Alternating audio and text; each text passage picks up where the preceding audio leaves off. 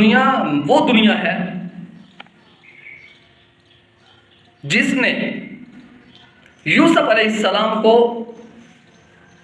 ایک حقیر اور تھوڑی سی قیمت پر بیچ دیا تھا. وقت کے نبی تھے،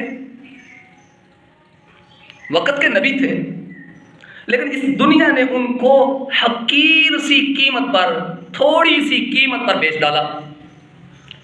اسی دنیا نے ابراہیم علیہ السلام کو آگ میں ڈال دیا، موسیٰ علیہ السلام کو پریشان کر دیا، ان کو بھی ہراساں، پریشان اور سرگرداں کر دیا اس دنیا نے. اور اگر میں مزید تھوڑا آسان کروں تو وادی طائف میں امام الانبیاء، فخر الانبیاء حضرت محمد رسول اللہ صلی اللہ علیہ وسلم کو بھی اس دنیا نے پتھر مارے. اس دنیا نے پتھر مارے، جس دنیا کے پیچھے میں اور آپ بھاگ رہے ہیں. لہذا اس دنیا اور دنیا والوں سے امیدیں وابستہ مت کریں. جو میں بات سمجھانا چاہتا ہوں، اس دنیا اور دنیا والوں سے امیدیں وابستہ نہ کریں. یقین کریں اگر آپ دنیا سے بے رغبت ہو جائیں گے تو آپ کے آدھے سے زیادہ غم ویسے ہی ختم ہو جائیں گے. میں اور آپ اس دنیا سے بے رغبت ہو جائیں، ہم اس دنیا کو ذرا ثانوی حیثیت پر لے جائیں.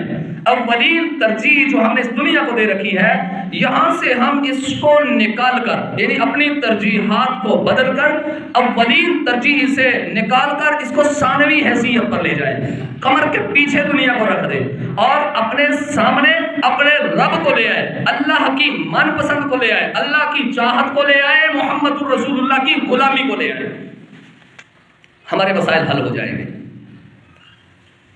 اور ہم پڑے ہوئے ہیں دنیا کے پیچھے کس انداز میں، وہ میں ابھی تھوڑی دیر کے بعد کچھ مزید اس پر میں ڈسکس کرتا ہوں. لیکن فوری طور پر آپ یہ بات سمجھ لیں کہ دیکھ لیں اس دنیا نے نبیوں کے ساتھ بھی دھوکہ کیا ہے، انبیاء کے ساتھ بھی اس دنیا نے وفا نہیں کی.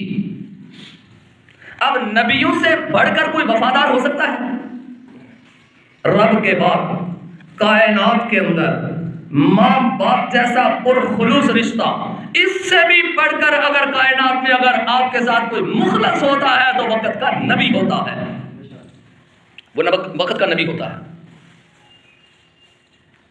اور آج وقت کے نبی، امام الانبیاء، فخر الانبیاء، خاتم الانبیاء، خاتم المعصومین، خاتم الاولین والآخرین، تمام اولین اور آخرین سب کو ختم کرنے والے آخری نبی حضرت محمد رسول اللہ صلی اللہ علیہ وسلم اس کائنات کے اندر سب سے زیادہ اللہ کے بعد اگر وفادار ہستی ہے، باوفا ہستی ہے تو وہ حضرت محمد رسول اللہ صلی اللہ علیہ وسلم کی ہے.